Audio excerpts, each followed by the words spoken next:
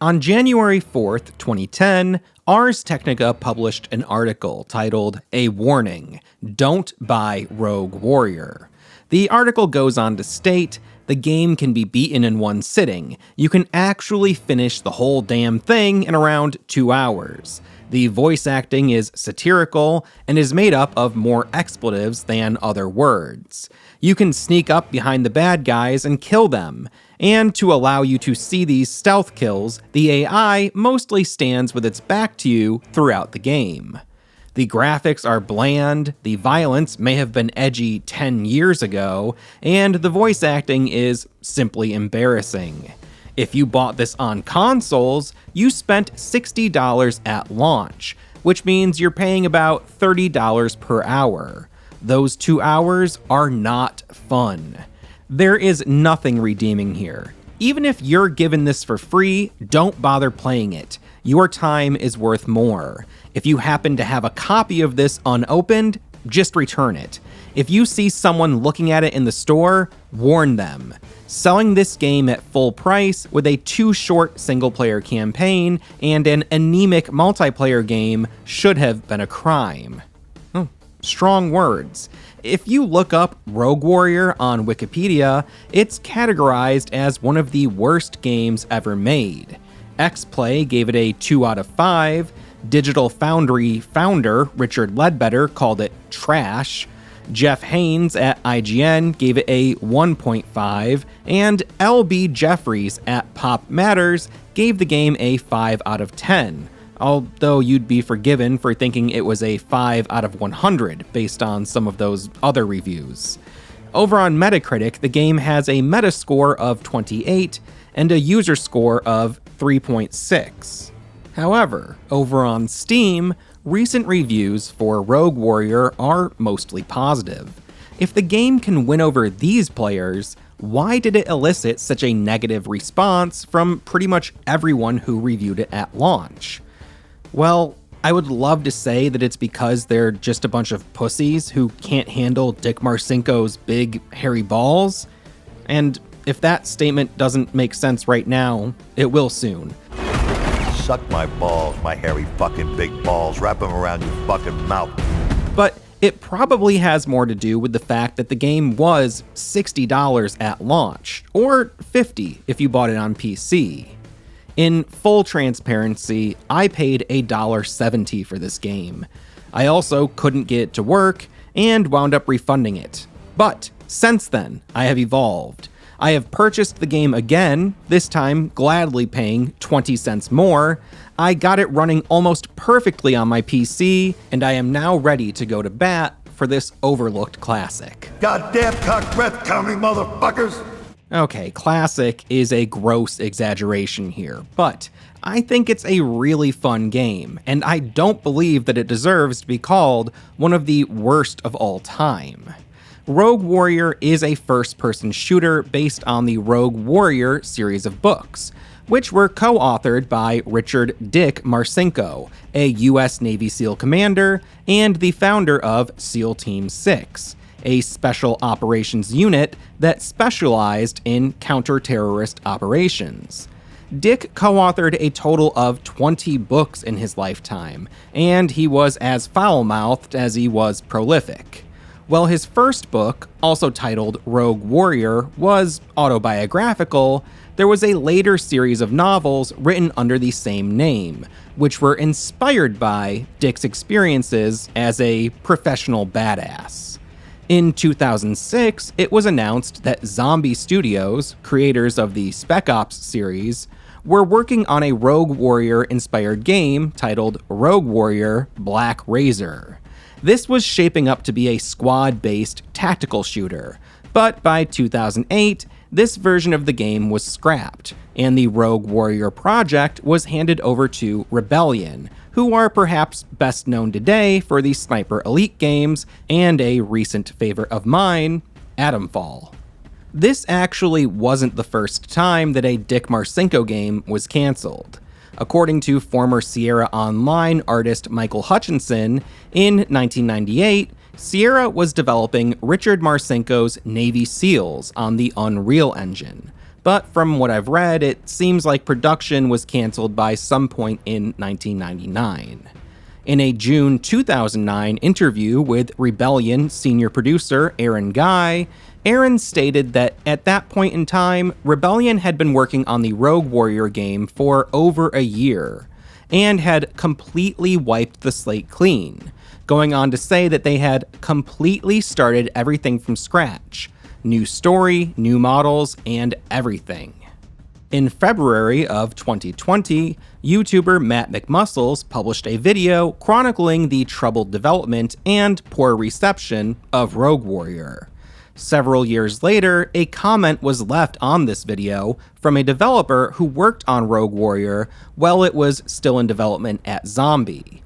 According to this developer, Zombie and publisher Bethesda Softworks clashed over the game, and at a certain point, Bethesda outsourced some level design and texture work to Streamline Studios, who had recently done some supplemental work on Gears of War. Streamline was creating textures for Rogue Warrior that used a two-layer system, with a standard texture being combined with a detail texture. When development was handed over to Rebellion, the game engine was switched from Unreal to Rebellion's own in-house Asura engine. This developer claims that when Rebellion imported the textures that Streamline had been working on, they neglected to add the detail layer. Many reviews from the game's launch mention the low-quality textures, some citing that it looked like it belonged in the previous console generation. And if Rebellion was in fact using only half of the intended assets, it's no wonder why things looked noticeably poor in comparison to other titles from that time. Now, I don't believe everything that I read in the comments section of a YouTube video. And Aaron Guy claimed that Rebellion had started the game over completely from scratch. Was Aaron lying? Well, I think he was exaggerating. Streamline Studio definitely worked on Rogue Warrior, and the game is still listed in their online portfolio. In April of 2009, Sean Griffiths, another senior producer at Rebellion, was asked whether or not Rebellion was given any of Zombie's assets for the game. He dodged the question and said that it was something that the interviewer should ask Bethesda about. I also found a 2010 quote from Rebellion co-founder and CEO Jason Kingsley. He told IGN, "Rogue Warrior was done under difficult circumstances, and it's not for me to say what those circumstances were or why they were, but we did the best we could in the circumstances." Which is a very CEO statement. From what I've read, the bulk of development on the final version of Rogue Warrior was done by Rebellion Derby, a studio that was acquired by Rebellion in 2006. If you're not familiar with Rebellion Derby, you might know the studio by its previous name, Core Design, under which they developed dozens of games, including Wonder Dog, Corporation, and a little series called Tomb Raider. Between 2006 and 2010, Rebellion worked on 20 different published titles. As for Rebellion Derby specifically, they launched Shell Shock 2 Blood Trails less than 10 months before the release of Rogue Warrior. I get the impression that the difficult circumstances that Kingsley referenced likely stemmed from a struggling studio taking on as many projects as possible and trying to meet the demands of multiple publishers. But without getting the full story, I can really only speculate. Game development is hard, and commercial game development is even harder. Rebellion Derby closed down in March of 2010, just months after the release of Rogue Warrior. It was well established that Bethesda wasn't happy with the work that Zombie did on the game, but I get the impression that Bethesda wasn't entirely thrilled with Rebellion's work either. Looking back at articles and comments published in late 2009, we can see that press outlets were shown a hands-off demo at E3 that year, but all gameplay footage was kept away from the general public before the game launched. Impressions on the E3 demo were mixed, and the fact that the game had been handed off to another studio after its initial development phase made games journalists even more skeptical. A trailer from that E3 did get published, but it was a pre-rendered video that didn't include any actual gameplay, and the same video is included in the game as an attract screen. The video looks much more polished than any of the cutscenes in the game, which makes me very curious about its origin. As we've already established, when Rogue Warrior was finally released in late 2009, it was met with mostly negative reviews, and it's easy to understand why. The game cost $60 on consoles and $50 on PC. It had just around 2 hours of single-player gameplay, which was full of muddy textures, screen tearing, slowdown, and an abundance of enemies who stood around with their backs to the player. The game did include a multiplayer mode, which offered deathmatch and team deathmatch for up to 8 players, but according to reviews published at the time of release, there weren't enough players online to make it worthwhile. I even found a post on GameFAQs made less than 1 year after the release of Rogue Warrior that stated, "Multiplayer died a long time ago." So how do we turn these lemons into lemonade? Well, a big factor, and maybe the biggest factor, is the price. The game is now available on Steam at a price of $4.99, but it regularly goes on sale for under $2. All of the other issues sting a lot less when you're only spending a few bucks. I also don't think that the 2-hour runtime is as much of an issue at this point, and honestly, I think it's a positive thing. Having a game that I can run through in a single session has become increasingly valuable to me, especially at points in my life where I want to do some gaming, but I don't have a ton of time to dedicate to it. I know that I might be trying to over-intellectualize this, but I also think it's helpful to go into a game like Rogue Warrior with the proper expectations. Personally, I wanted to play the game because I like the sort of crass and immature humor that it's known for, but I also wanted to see if it really was as bad as everyone made it out to be. Drop dead, motherfucker, you fucking amateurs. When Rebellion took over the project, they were tasked with making a personality-driven experience, with Dick Marcinko in the spotlight. This drew comparisons to games like the Duke Nukem series, and Bethesda didn't shy away from that. They expressly wanted a larger-than-life personality for players to attach themselves to as they engaged in a series of fictional war crimes. If you enter this game and think about it as big, dumb fun, then I think it's a lot easier to enjoy. And as a side note, that's also the same perspective I bring to playing a game like Max Payne 3. I haven't talked too much about the voice acting in Rogue Warrior, but it is probably the biggest thing that the game is known for. If you listen to interviews with Dick Marcinko from around 2009, he doesn't really have the most commanding voice. I'm Richard Marcinko, Commander, United States Navy, retired, aka Dick Marcinko, Rogue Warrior. To really flesh out this fictionalized version of Dick, actor Mickey Rourke was brought in to provide lines like this. I'm gonna fuck your mother in the ass and then I'm gonna chop her fucking head off, okay? Even the most scathing reviews of Rogue Warrior usually conceded that the voice acting was entertaining. However, for those same reviewers, the visual bugs and poor enemy AI heavily marred the experience. While the enemy AI isn't great, it's also not completely broken. There are times where enemies will stand around with their backs to you, but at other times they will be extremely aggressive. It feels inconsistent, but it wasn't done by mistake. In that previously mentioned interview with senior producer Aaron Guy, he describes Rebellion's attempt to create a difficulty curve in the game, wherein the player will be able to start off moving slowly and relying on stealth kills up until the point where stealth is no longer a viable option. He also talks about a panic state that the enemy AI can go into, which is something I noticed in my time with the game. You can cause explosions or shoot out lights, and enemies will respond accordingly. Levels in the game are played out as series of encounters, and while you can approach each encounter however you choose, There are almost always specific routes or actions you can take to be as successful and as destructive as possible. If an enemy is near something explosive, you should blow it up. If an enemy is standing near a guardrail, you should throw them over the edge. The game is inspired in part by 80s action movies, and as such, there are a lot of big action movie style set pieces for you to interact with.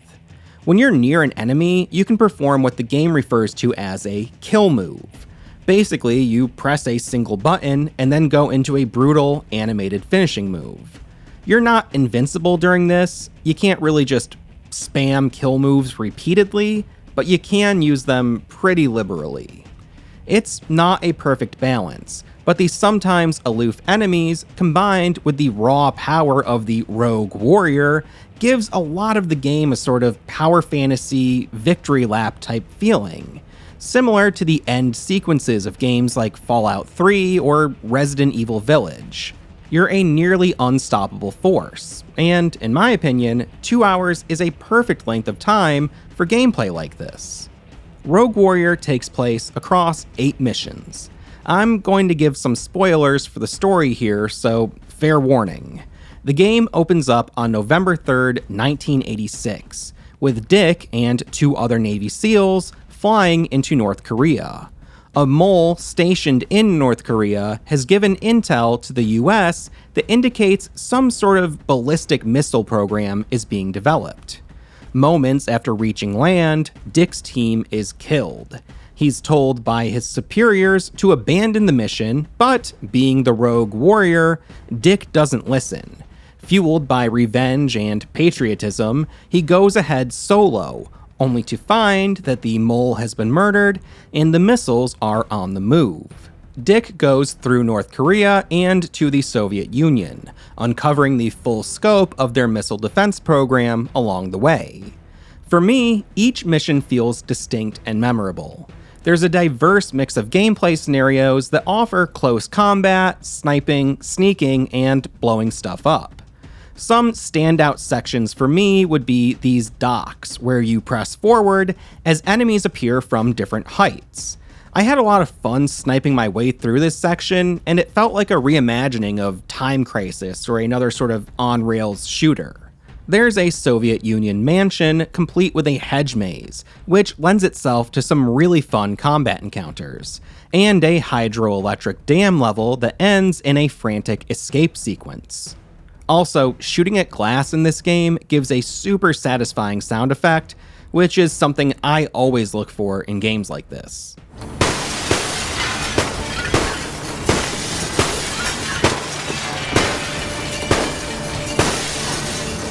Dick is under constant threat of being court-martialed, but he presses on, giving a middle finger to authority and anyone else that he runs into.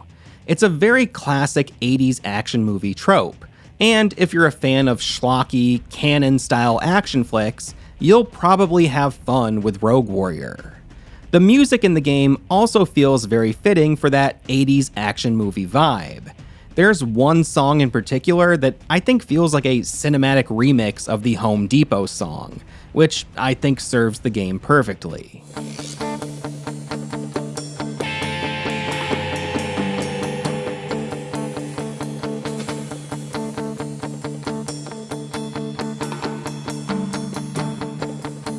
Rogue Warrior is brief enough that Dick's one-liners don't get old, at least they didn't for me, and there's a surprising amount of them. Players who make it all the way through to the end are rewarded with a special end credits song, constructed from Mickey Rourke's performance as the Rogue Warrior. Fucking ninja style. I'm gonna bring it to him. I'm gonna show him what time it is. Good spot to bring the noise. Ah! You morons will love this. Hope you assholes like fireworks. Ooh!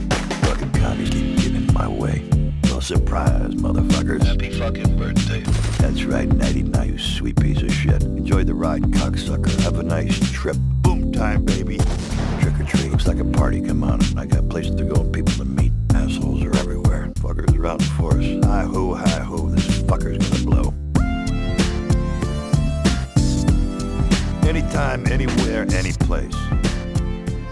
Rogue Warrior is by no means a perfect game, but if we judge it for what it is today, rather than the $60 title it was back in 2009, I think it has a lot to offer. Now, after all that, if you're interested in playing Rogue Warrior on PC, you're going to need to configure it a bit, but it won't take long to get up and running. A fresh installation of Rogue Warrior will be prone to freezing, stuttering, crashes, and other issues, but I've been able to get it running well on my Windows 11 PC in 4K with these simple steps. First, get the game on Steam and install it. Then, you need to download something called Wine D3D. I'm not equipped to explain what this does, but basically it helps your computer to be more compatible with older games. Choose the latest version for your operating system, and you'll see this zip file.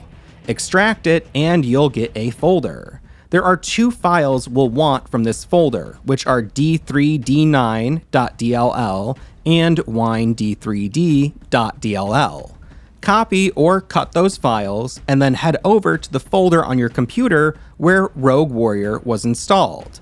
Paste those two files right into the root folder, and you should be good to go. If you're experiencing any screen tearing, you might need to force VSync. If you have an NVIDIA graphics card, you can do that by opening the NVIDIA control panel, going to Manage 3D Settings over here on the left-hand side, and then clicking on the Program Settings tab. Locate Rogue Warrior or rw.exe in the first drop-down menu on this screen, and just below that, look for Vertical Sync. Adjust that setting to on, and again, you should be good to go. If you have any other type of graphics card, like an AMD card, you will be able to adjust these same settings in your own respective control panel. You might just have to look up how to get there. On my most recent installation, I also had an issue with the game not showing up full screen on my 4K monitor. I fixed this by going to that same Steam folder where we copied those two files earlier. I right-clicked on rw.exe, that's the executable that runs this game. From there, I went to Properties, then Compatibility, and then Change High DPI Settings.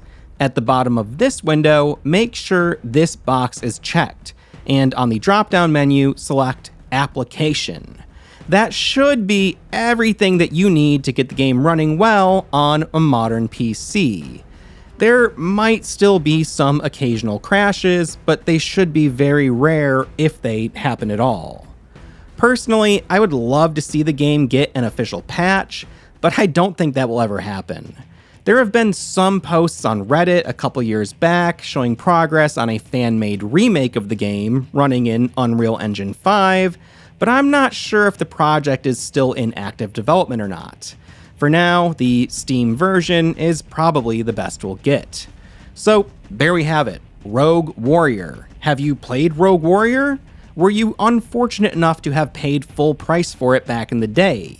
Have you played through it more recently and been able to beat it in under 2 hours so that you could ask for a refund on Steam? I'm curious to know what you think. Let's talk about it down in the comments or hit up the Hidden Machine Discord.